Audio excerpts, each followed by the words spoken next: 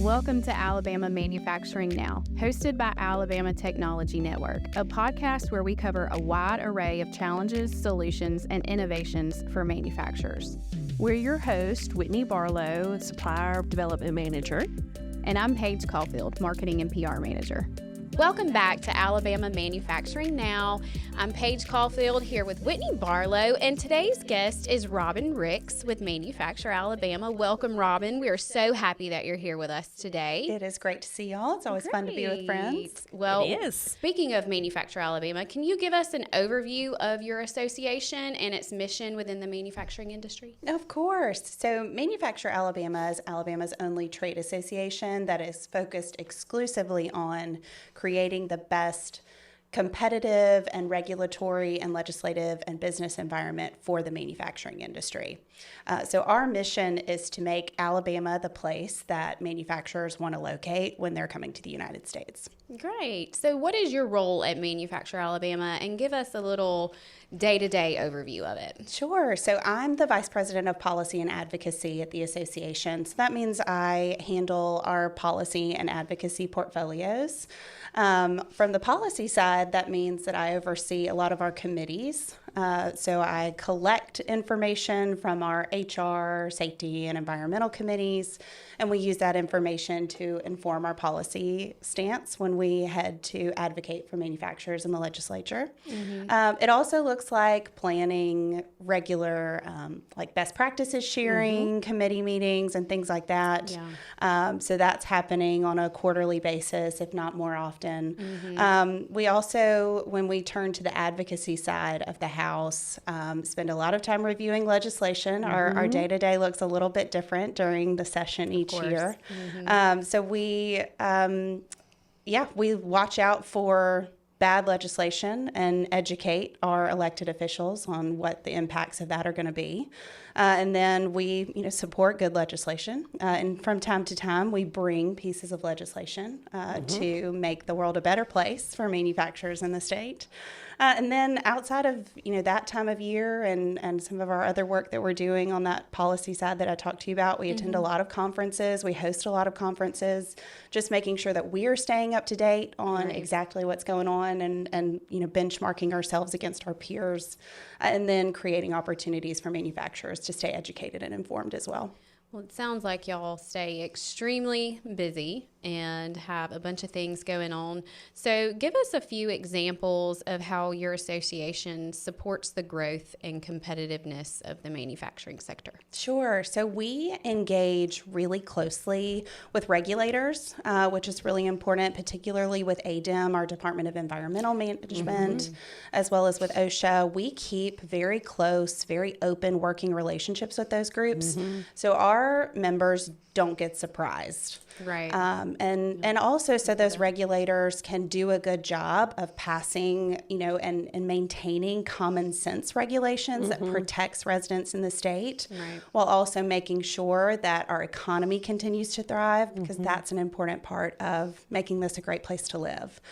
So we really try to, bridge that gap and create opportunities for engagement there.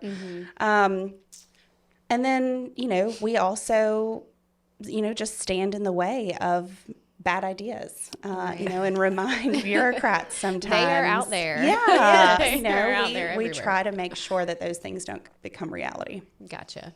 Okay, so you talk a lot about manufacturing, but who all can be members of Manufacture Alabama? Sure. So obviously our membership falls into two categories, and manufacturers are the folks that we wake up every day going to work to fight for. But we also have partner members that are made up of all kinds of organizations that provide some sort of resources or do business with manufacturing organizations, whether that's law firms that have an employment focus or an environmental focus, or staffing agencies that provide, technical talent to a manufacturer, consultants and, in the environmental space. So we create an opportunity for those folks to come in and join the association. And then we leverage that network to help provide really top-notch resources to our members, kind of mined from that, that partner member pool. So it really is kind of a beautiful marriage between those two different membership types. And I think it's neat to, with some of these, we'll use the term partner since partner members, that's the term that you used. But, if they have trouble getting in the door somewhere, is that they can really come and be a part of Manufacture Alabama, and you can kind of give them that foothold and say, hey, we have a contact for you that you can talk to if you need help here or here. So that's really big in a world like today with everything else going on, and they just have those, really hard tasks. Absolutely. And manufacturers are busy. They have production. They're so busy. Goals Busier to now meet. more than Yes. So they don't often have a lot of time to go out and vet organizations or search for new vendors or providers.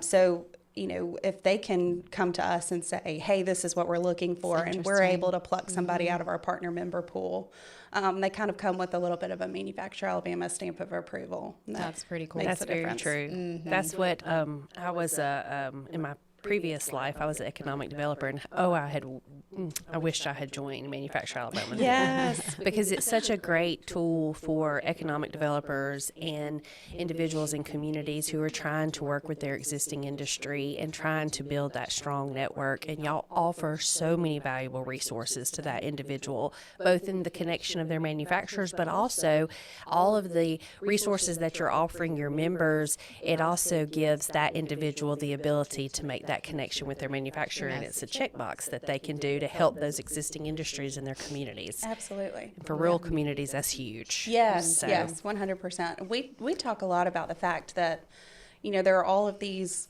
localized economic development partners, and they're often kind of competing with each other to, recruit new business or get, expansion incentives for their area businesses.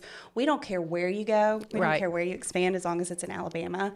So we like to be a tool in the toolkit of economic developers, both at the state and local level. And that you were involved in the policy. Yes. So tell me some of the major key policy things that you as Manufacture Alabama and also the Director of Policy are focusing on with manufacturers, maybe in the past session and maybe in the upcoming session, if there's anything that you can tell us about that you see on the horizon. Sure. So I'm going to put in a shameless plug for the child care tax credits that we passed during the 2024 legislative session.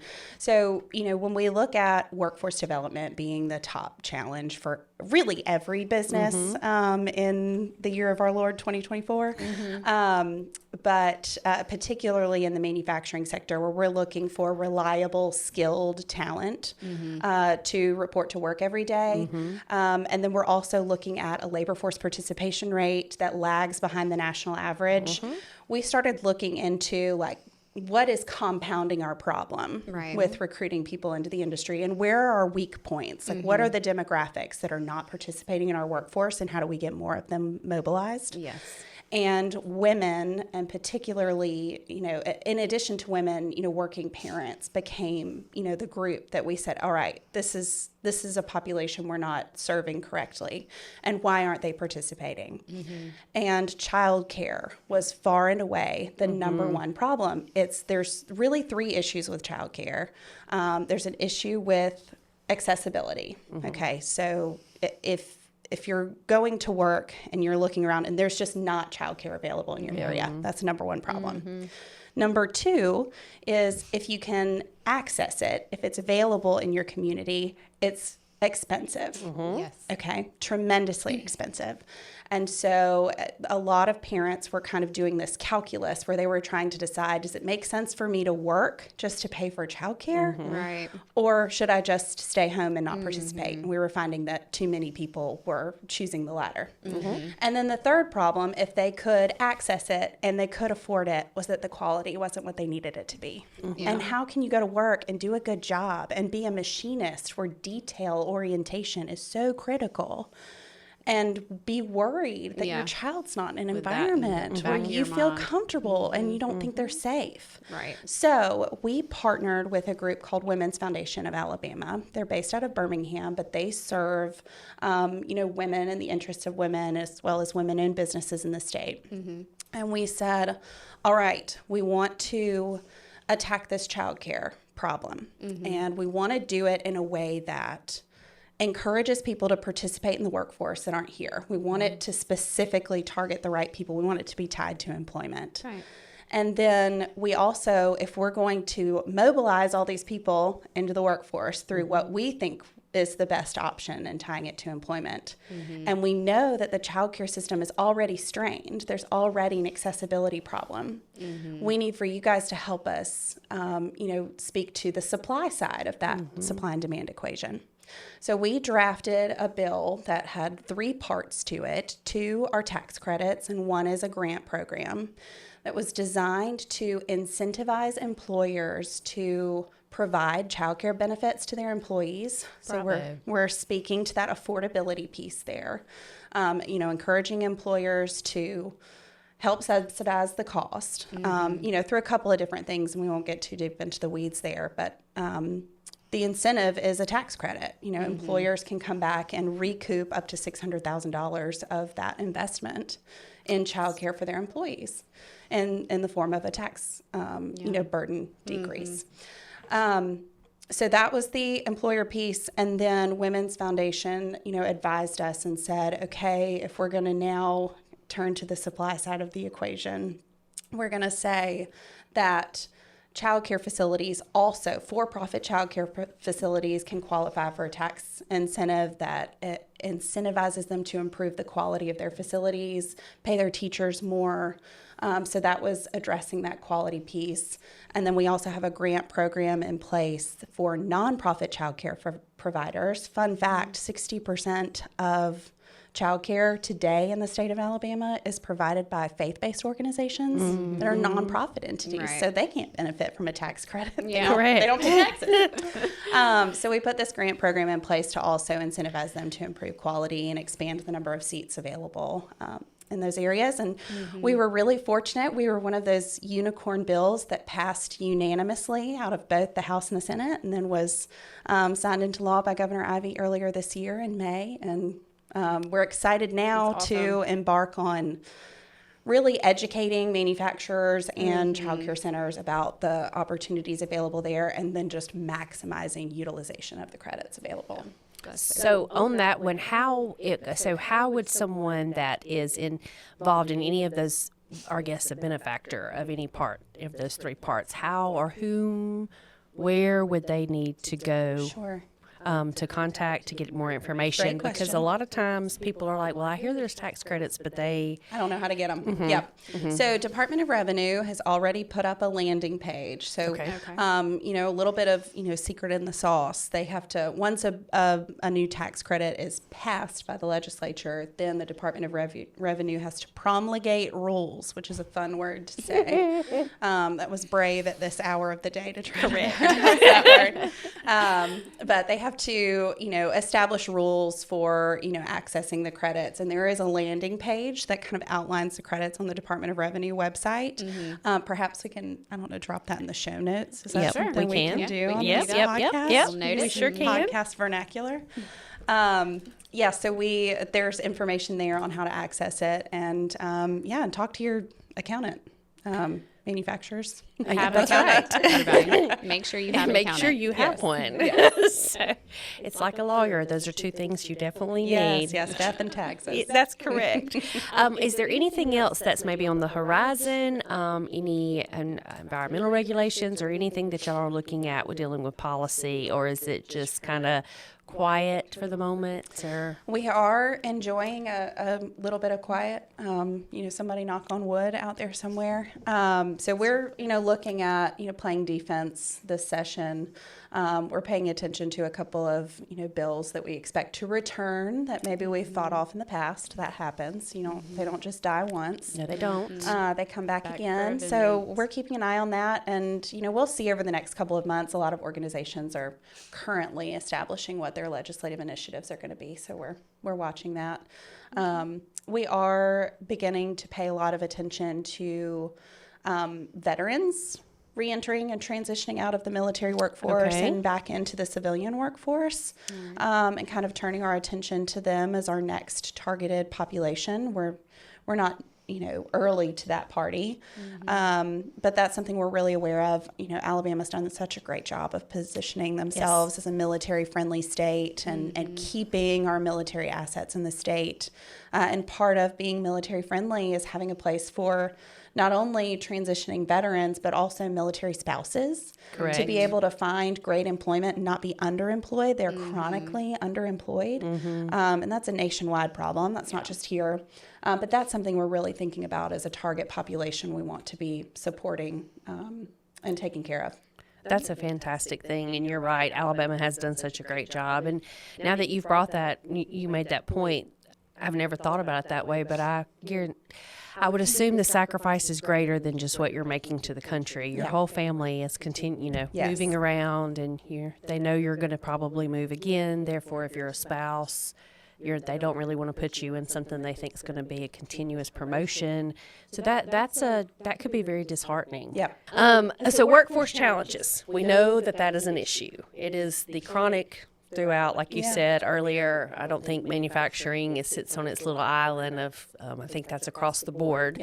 So what are some of the things that y'all are working with, or maybe partnering with other associations to help identify the gaps, where the gaps are besides childcare? All three of us are mothers. So all three of us, we were like sitting in church. Amen, sister. Because we know it's a very difficult task when you have children and you are mother or father. You just can't, you can't get it out of your mind. And then when there is a good quality child care offered in your community or nearby your place of employment, and they know they are, you are basically making a house payment. And so it just becomes... Or can't get in. One of the two. And that's a good thing that they have the regulations they do, so that there's enough adults to watch the children. And I understand all the rules, but when you're trying to move jobs or be promoted or change to better your family, and you can't take care of the children, and I'm guessing those that work those later shifts, that's also a massive issue as well. It is, And that's a whole nother bear to tackle on how to address those second and third shifts when the children are home and they're not in school, for the school-age children. But anyway, back to what I was going on. I went down a rabbit trail. Associations and skill gaps. So that's something that we all know in Alabama. We have lots of spokes in workforce development that assist. So as Manufacture Alabama, what are some of the, I guess, current avenues y'all are working with associations on, or helping pinpoint to manufacturers to help fill skill gaps? Paige knows this. For anybody who doesn't know, Paige was one of my first coworkers at Manufacture Alabama when I came on board in 2019. We're like a soap opera. She defected to ATN. But we've really seen an incredible transition within Alabama's community college system, away from just thinking of themselves as a 4-credit transfer institution to really becoming the cornerstone of our workforce development ecosystem. So watching advanced manufacturing training centers that truly are equipped with current industry standard equipment to train our future workforce, whether that is in a 2-year degree program or for more rapid deployment training, has really changed the game for us in a great way. So that's really what we spend a lot of time doing, is talking about pointing our folks back to these organizations they've done the work, they've made significant capital investments, both public and private funding, have created these, excellent top tier, training institutions. So that's really, a central focus for us, is getting those utilized. Utilization might be the theme of this podcast today.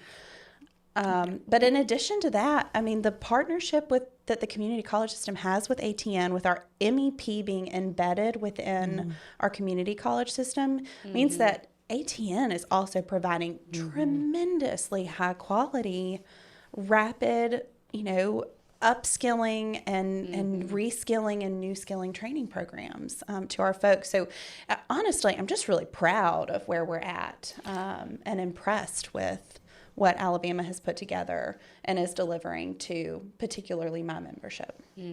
That's and we can agree with that because we don't do the training, so like it's not like you're. We don't, but I feel like our trainers, I mean, I'd put them next to anyone. I think they're phenomenal.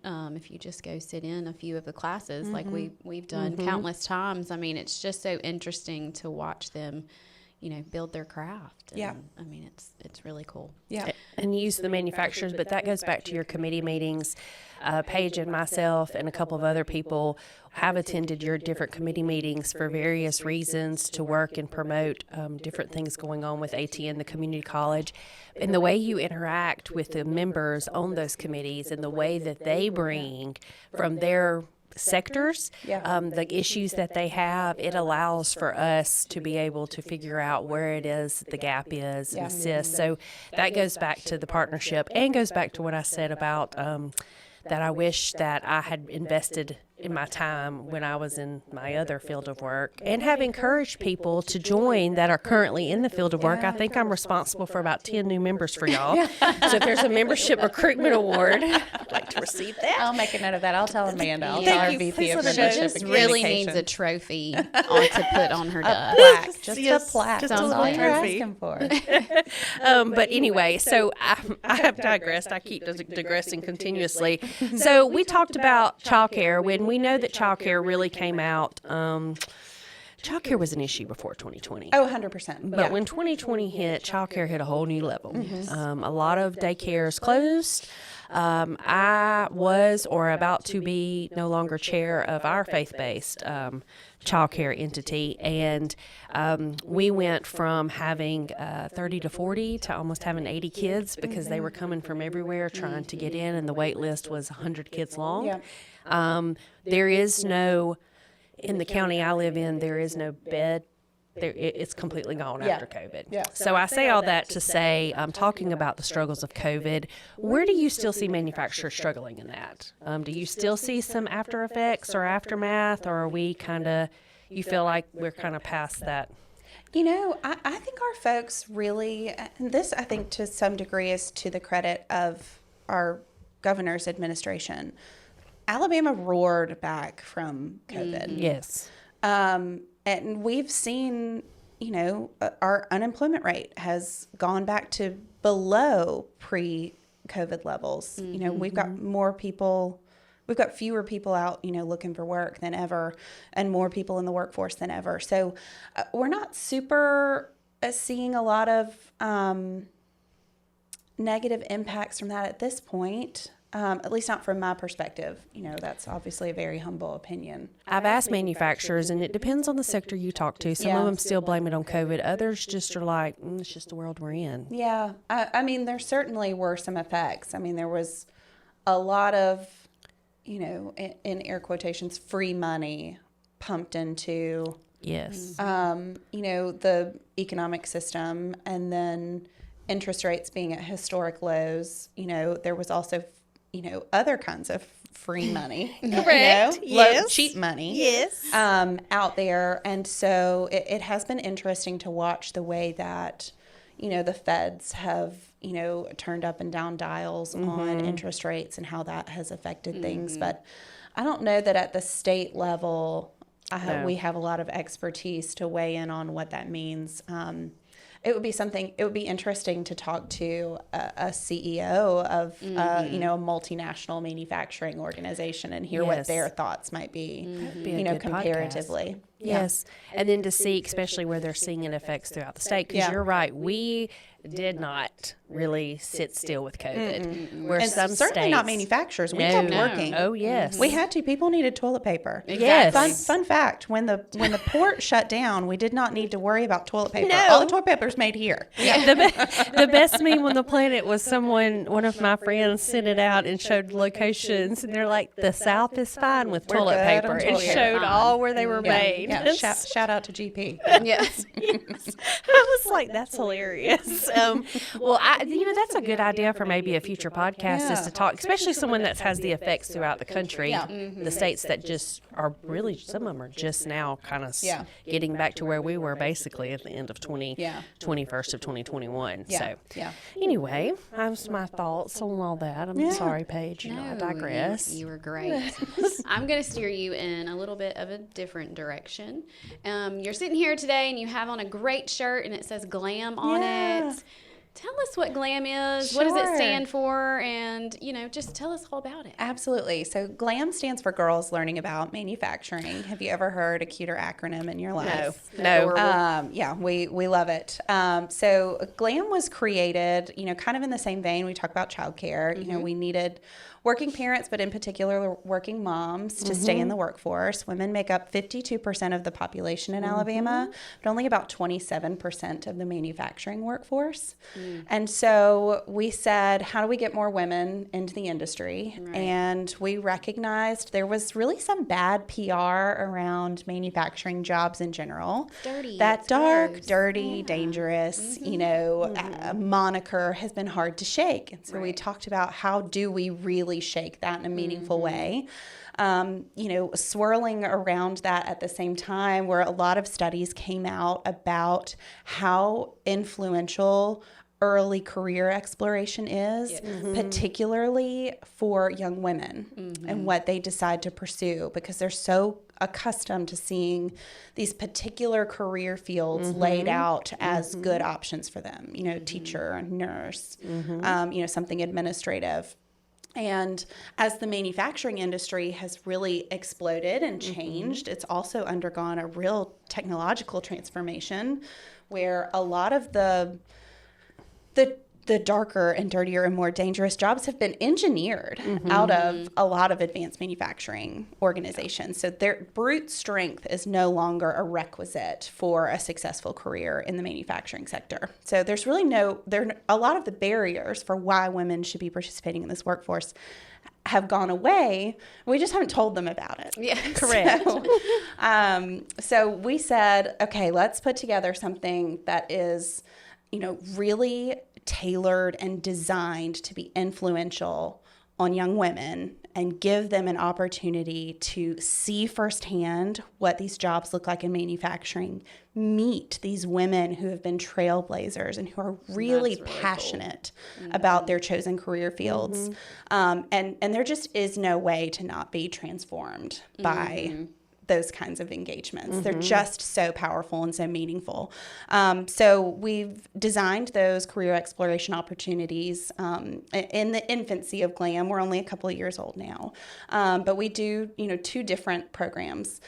We have a camp model that we have developed in partnership with Bishop State Community College in South Alabama. It's a day camp where students ages 6th through 9th grade can come. They do activities that are embedded into that advanced manufacturing training center there on Bishop's campus. It's so beautiful. It is. And, STEM-focused activities. They go out and do industry tours at some of the area manufacturers and see the ships, being constructed at Austell and see the airplane fuselages being, picked up and transported across the FOW line at Airbus. And a lot of big eyes. Yes. And we also invite a group of engineers from AM&S Calvert. They come out and design an activity rotation, again, embedded in that training center that's already there. They do additive manufacturing exercises and 3D printing and machining. It is just the coolest thing to be a part of. It's really fantastic.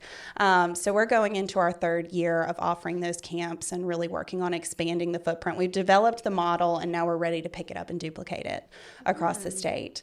We also do a VIP tour program. Mercedes has been our partner to get that developed, where we invite high school students, it's 9th through 12th grade, to come out during the school year. to do a behind-the-scenes VIP tour at Mercedes. And a lot of these students have driven by these facilities and these factories hundreds, if not thousands of times over their life. And they have no idea what's happening under those, vast flat roofs. Correct. Or they know family members have worked there, but they still don't understand what's happening. And then they get to go in and really see it, again, really engage with these fantastic women and learn about the opportunities that are there. And it's just changing, hearts and minds about what it means to work in manufacturing, and they really get to see themselves there. That's awesome. It's kind of a trope, but if you can see it, you can be it. Correct. That's right. And That's so right. GLAM really gives young women that opportunity, and we're really excited about what the future is going to be for that program in I love its Alabama and acronym. beyond. I love the acronym. Yeah. I love it. It's really cute. Yeah. It is extremely cute. So you mentioned earlier that you host many conferences that Manufacture Alabama does. So tell us which ones would be beneficial for manufacturers to attend. Can non-members attend? Sure. About how many do you put on a year, and just what they are? Yeah, great question. So if we're looking at the rest of this calendar year, to kind of close out our activities for 2024, we've got our technical conference coming up in November.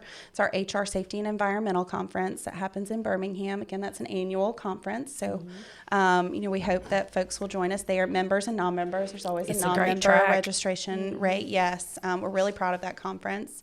And this year we're going to do in December an educational webinar on the child care tax credit. So we'll make sure that gets to you guys for y'all to share out whenever this does air. And then looking at 2025, if we kind of run through the calendar, we do our legislative reception and dinner in the spring. It is on the first day of the legislative session. If your organization is interested in getting to know your local elected officials that come to represent you in Montgomery, they are all there on that night. So please come and attend that. It really is, just an excellent event. Paige knows she's to plan it. And then later in the spring, we'll have our Women in Industry Conference. It's called Catalyst. That will be coming to North Alabama this year. We're coming to Huntsville. Yes. North Alabama. Yeah. So Huntsville is where that'll great. be held in April of this year. We had a large delegation from A10 attend last year. y'all did. We had women and a man. We have to have our male allies come to these events. They need to learn how to mentor this future female workforce. He's a great That's a great mentor. thing. Yeah. He's the man that went was he's a great mentor. He supports women in manufacturing tremendously. That's so we great. were excited that We he love to see attended. it. Yes. Yeah, that's Yes. great. And then we get a little quiet for the summer. And then kind of our flagship event is our annual meeting. It happens in September down at the Grand Hotel every year. And it really is a great educational conference, both for manufacturers, and we do have a good bit of our elected representation, both from the legislative and executive branches, come to learn about issues facing manufacturers. So I highly recommend that event as well. Those And you are also our do big ones. webinars for your manufacturers We do throughout the year. kind of as needed when we have something we think our folks need to know. And then those committees meet on a quarterly basis. Again, those dates will be coming out here in the next few months. We'll start planning for 2025. Now, I might hit you, I'm blindsiding you here with a random question, but your committees, how many committees do you have, and can you list those for people wanting to know more about them? Sure. We have 4 committees, and those committees, that meet regularly. We have some others that we can, reach out to on an ad hoc basis. But our regularly meeting committees are HR and Workforce Development Committee, our Safety and Security Committee, our Environmental Committee, and then our Government Affairs Committee. Okay. So they serve those individual roles within the manufacturing facility. So your HR leaders, please engage with that HR committee, and same with Safety, Environmental, and Government Affairs.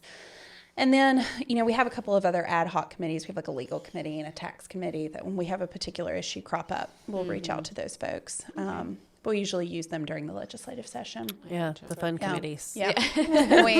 Fun. Yes. We also have some councils that I think we should probably plug. Yeah. Okay. Our councils, as you well know, there's a big difference between the needs of a pulp and paper manufacturer Absolutely. versus a steel manufacturer. Yes. There's a lot more fire in the steel process than there is in the pulp and paper process. As well as aerospace and defense and chemistry. So we have some councils that exist to serve those subsectors of the industry that are led by members of our team that are really effective at, targeting both legislative or regulatory issues throughout the year. So highly recommend any manufacturers listening that aren't already members of ours and aren't already engaged with those councils, reach out to us. We'd be happy to point you to those. The Aerospace and Defense Council is actually having its kickoff event on November 6th.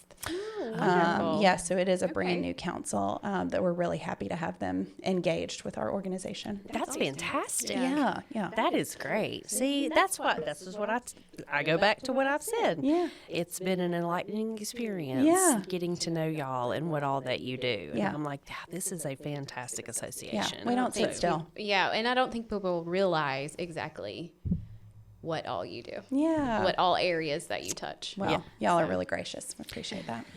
So you kind of told them, can you explain in a little bit more detail how they can get in touch with you? Sure. Or you mentioned Amanda, if it's Amanda that they need to get in touch with. Well, everyone should know Amanda. If you don't already know Amanda, I'm so sorry. You're really missing out. But our Vice President of Communications and Membership is Amanda Salazar. She's one of the best and most effective professionals I've ever had the chance to work with. She's just fantastic. She is awesome. So reach out to her. All of our team's contact information is on our website. It's manufacturealabama.org. But also all of our email addresses are just our first name at manufacturealabama.org. So we're pretty easy to find. We're not hiding from you. Reach out to us. You can fill out a contact form on our website or reach out directly. We also love for people to connect with us on LinkedIn. Connect with us there, and follow the association. We try to keep everything updated so that you know what's going on. And we're not leaving out John and George. We're not trying to not talk about them. Can you have a Manufacture Alabama conversation without mentioning George Clark? I don't think so. The staple. The founder. Correct. Yes, founder. And then John Barganier is our president and CEO. He transitioned into that role, took over for George late last year. And, there is no one more universally respected and just liked, I think, in the state of Alabama, maybe than John Barganier. Just a great person to work for. Yeah. That I guess that dates me because I'm like, I remember when Manufacturer Alabama was created. Oh, yes. Wow. They merged with Textile. Way back I remember when. that entire. Yeah. AIM and the Textile Association. Yeah. That just now has aged me. Now I'm going to go find some more eye cream to There put you on go. those wrinkles.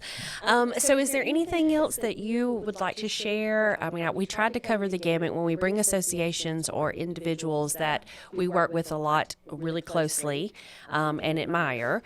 We want to try to cover the gamut, and we thought we did today, but if there's something we've left off or something we didn't ask or a good plug for, I'm telling you, if you're not a member of Manufacturer Alabama and you work with manufacturers in any capacity, Robin, you need to join your association. No, I appreciate that. And, we'll put your check in the mail.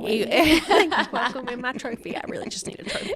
That's all it is. That trophy on her desk. I have, like I said, Paige did work with y'all, but I'm in my infancy as a membership with you and through ATN, and the value and the knowledge that I have gained in helping me understand all the different sectors and what y'all bring into your members that are actually your members, not us partners, is an invaluable tool. And so I appreciate what y'all do for manufacturers. You give them a voice in the state. I appreciate that. I mean, there are 278,000 people who work in the manufacturing sector in our state. It's a huge economic driver.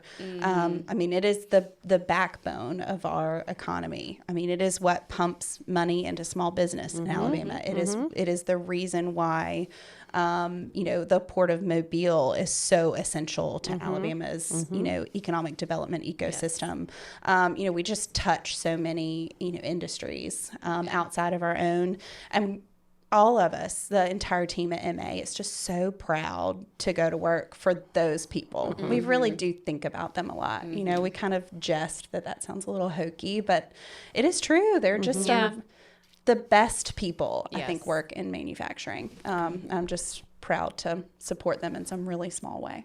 Well, what a fantastic grassroots organization you are. So thank you so much. Do you have anything else? No, thank you so much for having me. Absolutely. We're was so really happy a pleasure. That you could be with us today. And if y'all want to get in touch with Manufacture Alabama, you can do that. Their information is listed on their website, which is www.manufacturealabama.org. And we'll see you next time. Thanks.